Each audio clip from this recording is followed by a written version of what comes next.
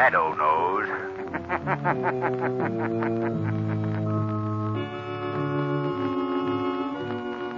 Your local blue coal dealer presents The Shadow.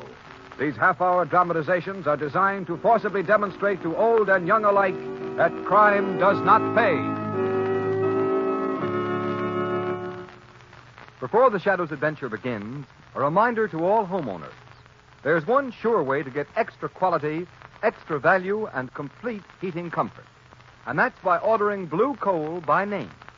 Blue coal's harmless blue coloring is the trademark of the world's largest hard coal producer.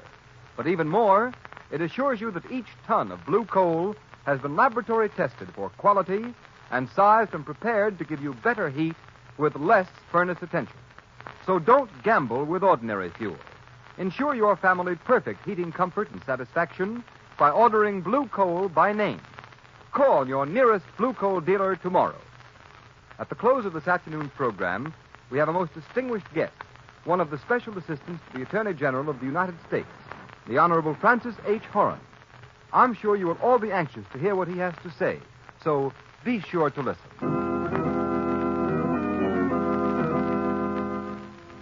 The Shadow, mysterious character who aids those in distress and helps the forces of law and order, is in reality Lamont Cranston, wealthy young man about town.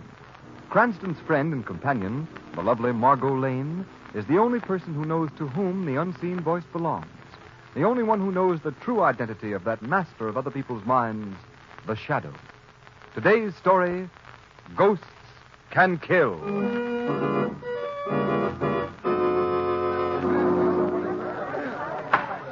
Court will come to order. Proceed, Mr. District Attorney. Your Honor and gentlemen of the jury, you have heard the evidence against this man, Ralph Gorman. 3 eyewitnesses of unimpeachable character saw him commit the murder. He was caught at the scene of the murder with a gun in his hand. It is the duty of the jury to convict him. Ralph Gorman has been brought to court 7 times for serious crimes. I object. Although I admit my client has been brought to court in the past, he has always furnished an unbreakable alibi and has been acquitted. Therefore, I claim that this record is irrelevant. Objection sustained. Very well. That doesn't alter the state's case. In this instance, the accused has no alibi. He is guilty of murder and should therefore be sent to the chair. Order in the court. I think the question before the jury is a clean-cut issue. The defendant, Ralph Gorman, committed a peculiarly cold-blooded murder. There are no halfway measures. He is either guilty or not guilty. I therefore instruct the jury to return a verdict of acquittal or first-degree murder. The jury will retire to consider the verdict.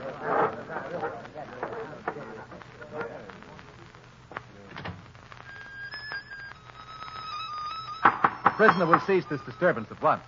What's the matter? Don't you like my music? This is a court of law, Gorman. While you are awaiting the verdict of the jury, you will please conduct yourself in a more seemly manner. Well, Margot, I've seen many murder trials in my time, but I've never seen one where the accused man played on a mouth organ while waiting for the jury to send him to the chair. Lamont, isn't Gorman one of the toughest gangsters alive? Yes. In my estimation, Ralph Gorman is public enemy number 1, Margot. Yet he's never been caught and sent to prison, Lamont. You heard that in the testimony. Oh, he's been caught often enough.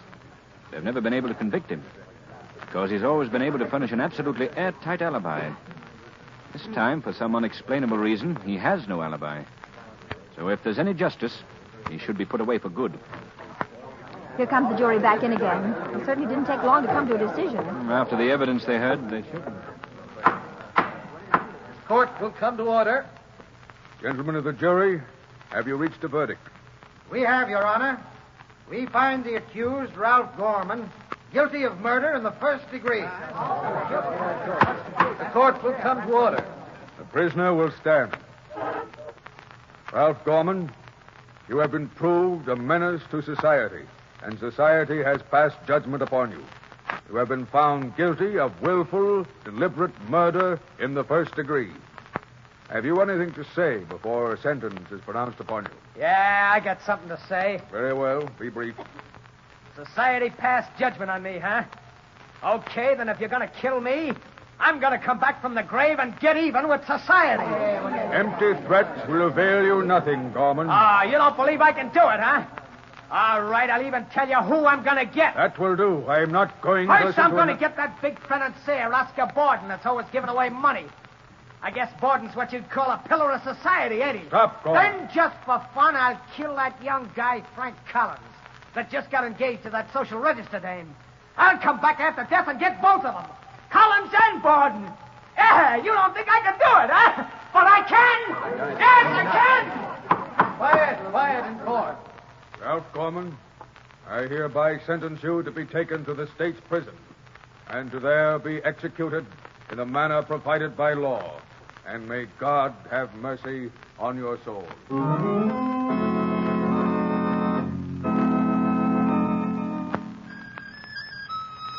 Hey, get it, will you, Gorman? Bad enough being in prison without having to listen to that. Lay off the music, there. Come on, shut up. Shut up.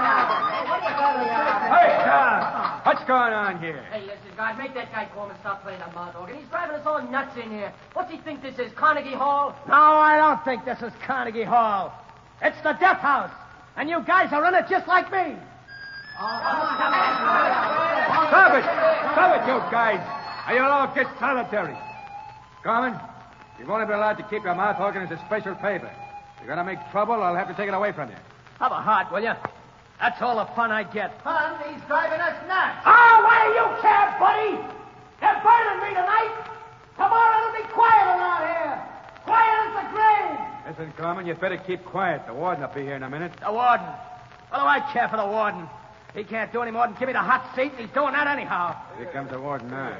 What's all the disturbance in here, guard? It's Gorman, Warden. Hey, did you hear from the governor, warden? Yes. I'm afraid I've got bad news for you, Gorman. Governor Roberts has refused to do anything about your case. And they're going to burn me tonight, huh? I'm afraid so. Looks like society put the finger on me. Just like the judge said. Well, okay. I warned him.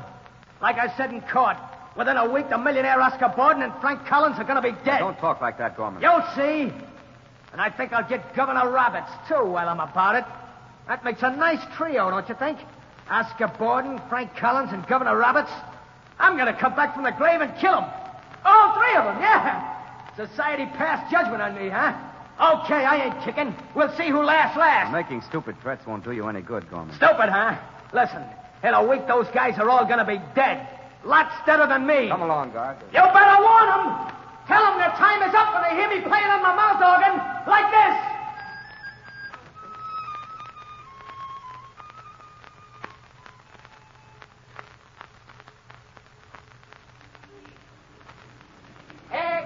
Extra, hey, read all about it. Ralph Gorman electrocuted. Ralph Gorman threatens life of Oscar Borden, Frank Collins, and Governor Roberts before he dies. Gorman executed. Hey, read all about it. Extra.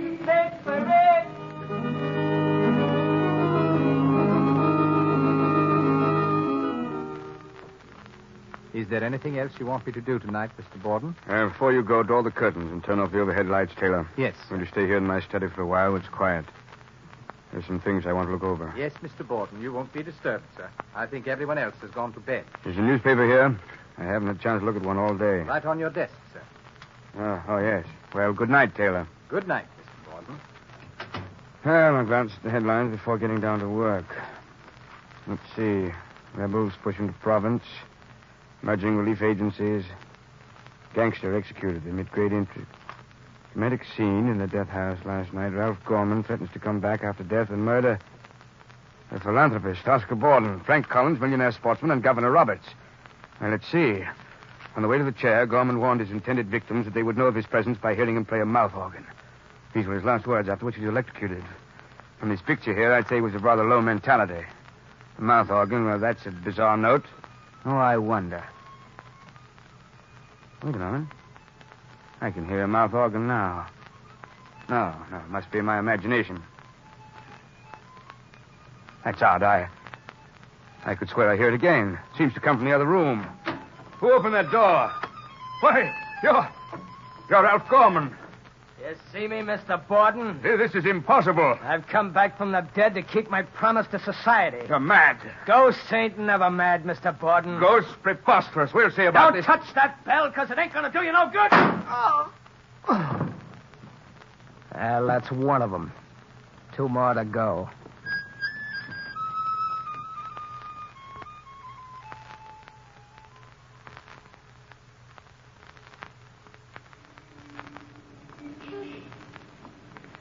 Well, Lamont, as long as you just seem to be walking me around the streets aimlessly, you might at least answer my questions.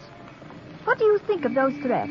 Threats? What threats, Margot? The threats made by Ralph Gorman last night before he was executed. Oh, I wouldn't give them a second thought.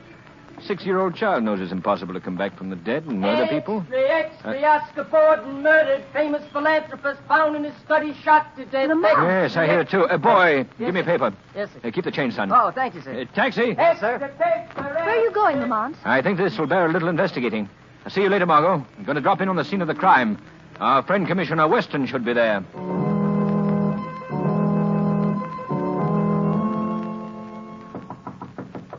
Cardona, see who that is.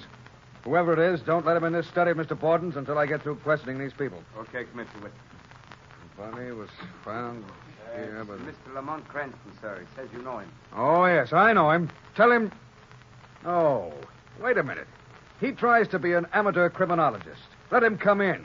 I'll show him how the police department really works. Yes. All right, you can come in, Mr. Cranston. Thank you. Commissioner Weston. How do you do? I just happened to be passing by the Borden house, and I thought you might be here. Well, Cranston, you want to test some of your amateur theories on crime, I suppose. Always willing to try, Commissioner? Well, you're liable to beat your brains out over this one. About 3 hours ago, Oscar Borden was found at his desk here with a nice round bullet hole in his head, and not a clue. Well, how distressing.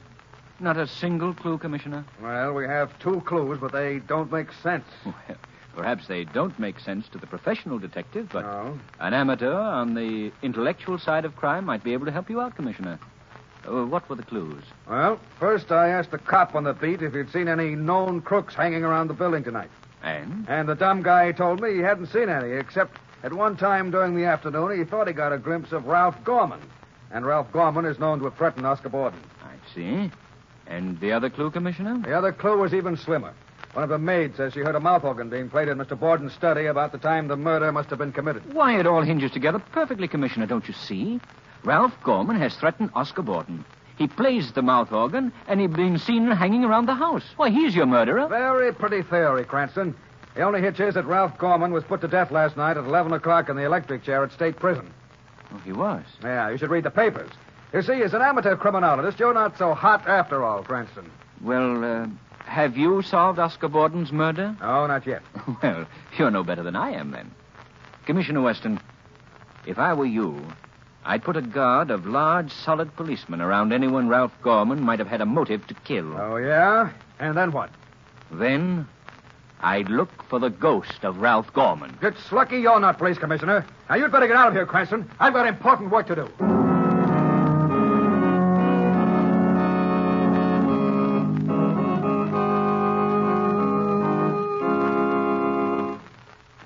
We continue with the second act of Ghosts Can Kill in just a moment. Homeowners, would you like to stop those tiresome trips to the cellar and keep furnace attention down to a minimum? Well, then, here's what you do. Get in touch with your nearest Blue Coal dealer and ask him about Blue Coal's automatic heat regulator. It's a thermostat which is attached to the wall of your living or dining room that controls your furnace dampers automatically.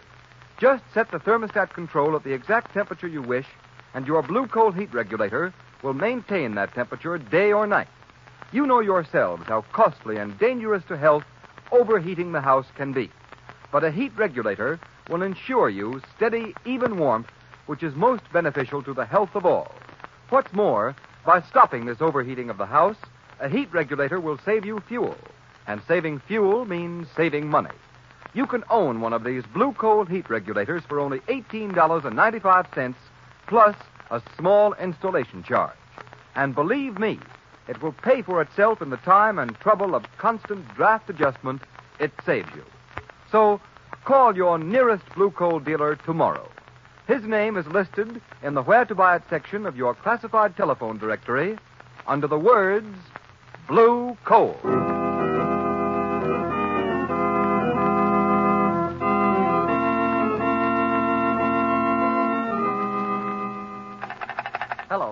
Hello. Oh, I thought we were cut off, darling, but now I tell you, I'm all right. Oh, but Frank, I'm so worried. If only I were in town so I could be with you. But what is there to worry about, darling? Why, those threats that awful man Gorman made against you. Oh, that was just nonsense. I never even knew him, and besides, he's dead. Yes, but Oscar Borden was threatened, too, and he's dead. Oh, now, Ruth, darling, please stop worrying for my sake. Nothing's going to happen to me. I'm in my own apartment, and I have no intention of going out, so nothing can happen. Now, you go to sleep and get your beauty rest. You know, you've got to look your prettiest for our wedding Tuesday. Oh, all right, dearest. At least I'll be with you by tomorrow. I'll be down on the 11 o'clock train in the morning. Oh, that's wonderful. And I'll meet you at the station. Good night, darling. Good night. Poor Ruth. I don't know why women get so nervous about... Oh, I wonder who that could be. Hello? Is this Frank Collins? Yes, who's this? This is the Shadow. Oh, the Shadow. Yes, I've heard of you. What do you want? I want to warn you, Collins. Warn you against a death. Whose death? Yours. And why should you be warning me? Because if you're not very careful, you'll meet the same fate as Oscar Borden, and for the same reason. Oh, nonsense. Furthermore, I would suggest that if you value your life, you will apply without delay for police protection. Look, I don't know who you are, Shadow, or what your game is, but I'm not afraid of you or anybody else. Have it your own way, Mr. Collins. Have it your own way. Wait a minute. Wait, listen. He hung up. I wonder what that was all about. Certainly wasn't a very cheerful person to talk to. Maybe I'd better get... See, now, what's Commissioner Weston's home number? See, I think I've got it in here someplace. Oh, yeah, here it is. Main 999.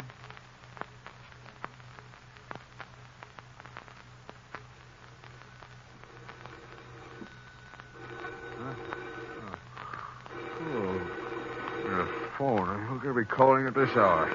Now, where's that phone? Hello, Commissioner Weston speaking. Commissioner, this is Frank Collins. I just received a threat. Frank? Oh, you did? Yes, I was informed I'm about to meet Oscar Borden's fate. How are you warned? Over the telephone just about 5 minutes ago. By a man who calls himself the Shadow. The Shadow? Is he mixed up in this? How should I know? Wait a minute. What's the matter? I thought for a minute I heard a mouth organ playing. Mouth organ? Oh, that's just your nerves, Collins. Is your door locked? No. Go lock it quick. All right, just a minute. Good Lord. I can hear the mouth organ myself over the phone. Collins! You're too late, Collins. Collins! You should have locked that door before you made the call. It's Ralph Gorman's voice. Collins! Who are you? Maybe you heard of me, Collins. I'm Ralph Gorman. Gorman! Oh, don't shoot! Don't! Oh! Now only one more to go. Operator! This is Police Commissioner Weston. Get me headquarters. Hurry, operator. Hurry!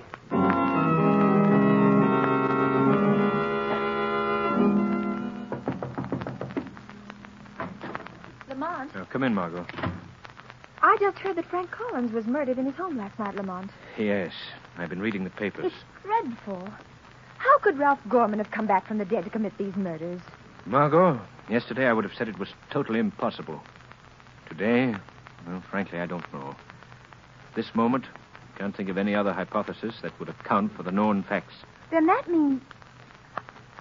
Jiminy, What did you say? I merely said Jiminy. Why did you say that? Jiminy? I don't know. I was just thinking. Why? Does it mean anything? Ordinarily, no. In this instance, it may mean everything. At least it gives me a clue. Margot, is your car outside? Yes, Lamont. Well, come on. We're going places.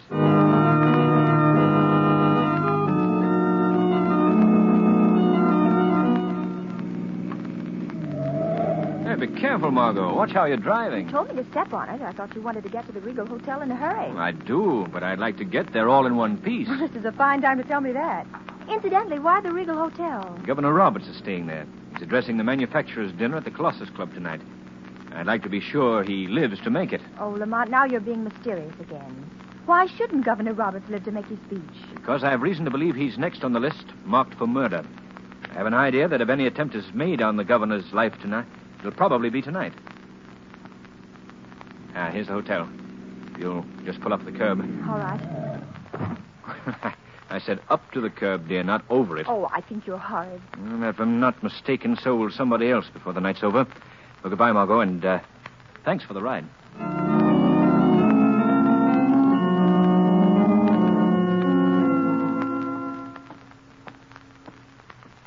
This is the service entrance, Governor. Go right through that door there. You'll be on Marine Street. Good, thank you. That's where I told my car to wait. Governor Roberts, do you think this is wise? Wise, Latham? Of course it's wise. What danger can there be? I'm going straight to the dinner at the Colossus Club alone in my own car with my own chauffeur. Well, just as you say, sir. Through this door to the street, you said, Porter? Yes, sir. Thank you. Now, where's my car? I told Henry to wait. Oh, there he is. To the Colossus Club, Henry.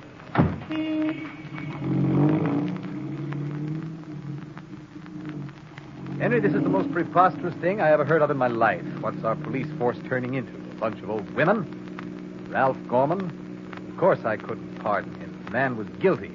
He certainly can't come back from the dead, can he, Henry? All this cock and bull story about playing a mouth organ, you don't believe... Henry, what's making that noise? Henry, did you hear me? Henry, what's the matter with you? This isn't the way to the Colossus Club. You're heading for the river. Stop the car. Henry, Why, you're not Henry. That's right, I ain't Henry, Governor. Don't you remember me, Ralph Gorman? Ralph Gorman? No. No, it's not possible. Well, you see me, don't you? And you remember how I used to play the mouth organ in the death house? Like this. Stop the car. Let me out. I'll let you out, all right, in 10 feet of water when we get to the river. No. Let me out. You didn't let me out of the chair, did you, Governor? I burned, remember? Well, you'll drown. Stop the car.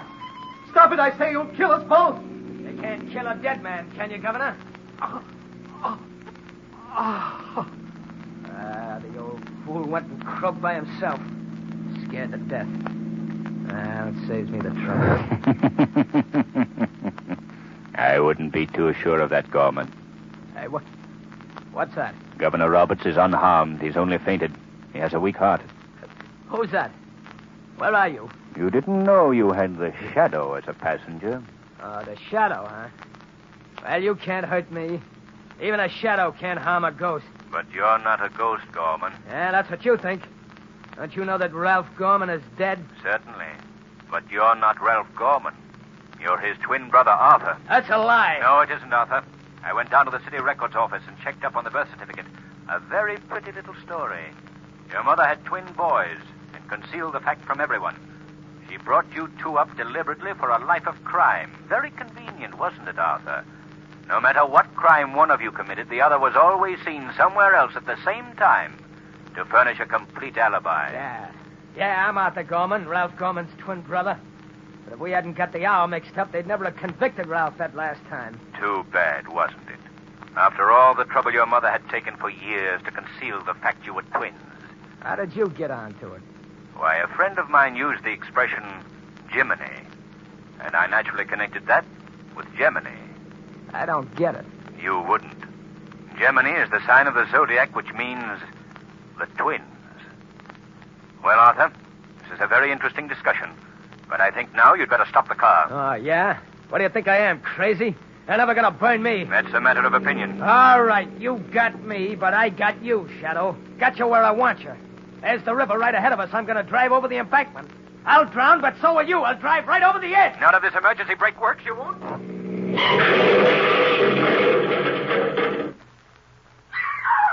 Oh, my Lord. Oh, what happened? Look at that smash. Oh, those drunken drivers, they ought to be put in jail. He ran head on into the warehouse wall there. Did you see Two him? men in there. Here's the doctor. Let me through. Let the There they are, doctor- Jack. I see. Stand back, please. Well, how about it, Doc? Well, I'll be... The man in back is Governor Roberts. Governor Roberts. Is he? No. He's all right, I think. Just fainted. Shocked, probably. Hey, Doc, how about the other guy? The chauffeur here is dead. Dead. That's too bad. Say, his face looks familiar. What is it? You know him? That dead guy in the chauffeur outfit is the living image of a gunman called Ralph Gorman. Ralph Gorman? It can't be. Ralph Gorman went to the chair last week. Well, if it ain't him, it's his twin brother. If only you'd been able to tell us that a week ago. Justice would have been served a great deal more quickly.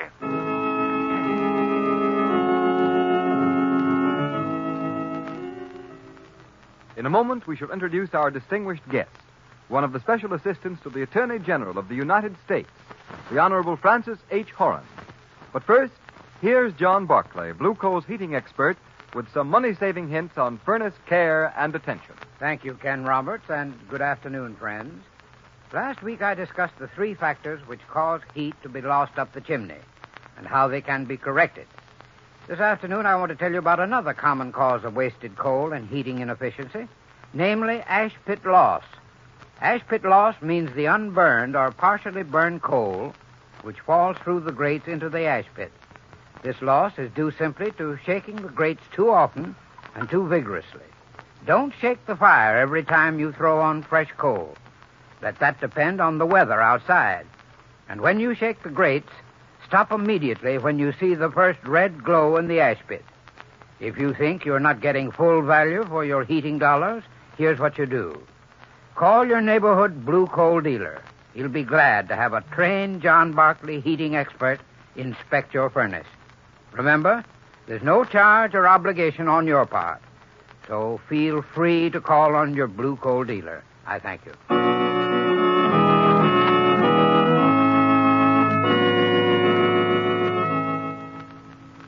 And now, on behalf of our sponsors, the Blue Coal dealers, the nation over, it gives me great pleasure to introduce to you one of the special assistants to the Attorney General of the United States. Ladies and gentlemen, the Honorable Francis H. Horan. Thank you, Mr. Roberts. I'm very happy to be here with you this afternoon and to have the opportunity of speaking to the audience of the Shadow program. I am sure all law enforcement bodies in the United States agree with me when I say that constructive radio programs are a very great help in the prevention of crime. I can't emphasize strongly enough how important it is to prove, particularly to growing boys, the truth that crime in any form does not pay. Your program helps to bring this message to millions of people, so keep up the good work. We certainly shall, Mr. Horan, and thank you, sir, for stopping in. It's been a great honor to have had you with us.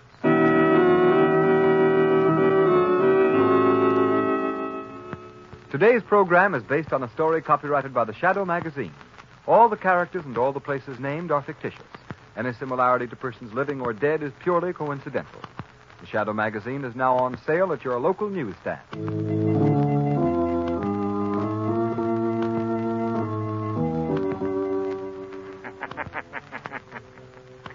The weed of crime bears bitter fruit. Crime does not pay. The Shadow knows.